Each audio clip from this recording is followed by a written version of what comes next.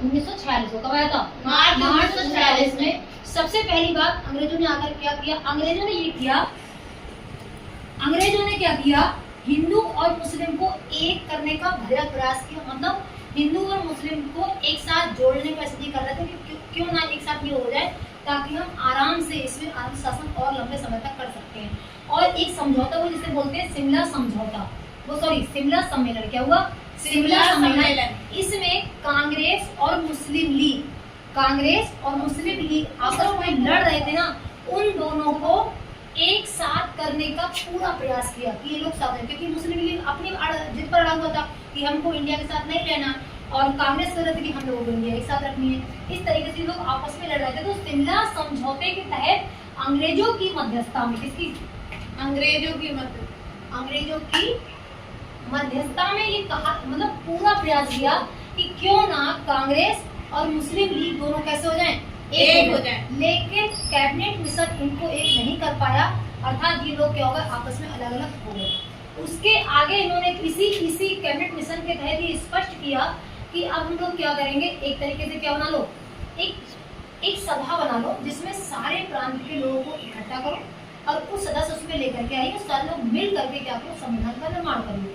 तब इन्होंने क्या किया? संविधान सभा में उन सदस्यों का चयन करने की प्रक्रिया शुरू करी, और इन्होंने कहा था कि जो पूरे सदस्य होंगे वो 389 होंगे। कितने होंगे? 389। अब इनका ये उद्देश्य था कि हम लोग लाएंगे किस स्तर से, किस प्रकार से हम लोग लेकर के आए। तो इन्होंने कहा था कि जितने भी ब्रिटिश प्रांत हैं, ब्रिटिश प्रांत का मतलब ये है कि जहाँ पर ब्रिटिश शासन कर रहे थे, क्योंकि भारत में सारे प्रांत पर शासन नहीं कर रहे थे, कुछ ही प्रांत ऐसे थे जिस पर शासन कर रहे थे। कुछ पर देसी राजाओं का शासन था और कुछ पर मतलब तरीके से दोनों तरह का शासन था, और कुछ ऐसे थे जिस पर डायरेक्ट किसका था? ब्रिटिश प्रांत, जिसे बोलते हैं ब्रिटिश सरकार का। तो इन्होंने कहा था कि जो ब्रिटिश प्रांत वाले जितने भी स्टेट हैं वो कितने आएंगे? 292 सदस्य इसमें आएंगे। और इन्होंने कहा था कि चीफ कमिश्नर कुछ ऐसे होने चाहिए जो हाई स्टेट लेवल के हों। उसमें 4 इन्होंने क्या चूज किए?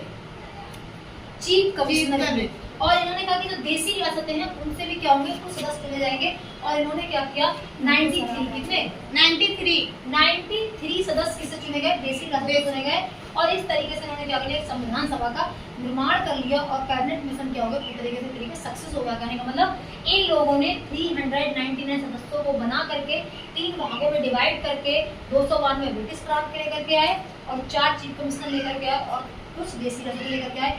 उसके बाद ये क्या करेंगे? निर्वाचित करेंगे, अर्थात एक तरीके से बोला जाए तो अंतरिम सरकार के तौर पर लोगों को सब कुछ चुन लिया। निर्वाचन नहीं होगा, अभी तक निर्वाचन यहाँ नहीं हो पा रहा है। ठीक है, आगे चल के दूसरा और मिशन क्या आएगा? अब आएगा हमारा अधिनियम 1947। कौन सा आएगा? अधिनियम 1947। और 1947 के तहत फिर इसमें बहुत सारे प्रावधान होंगे, और ये पढ़ेंगे हम लोग नेक्स्ट वीडियो में।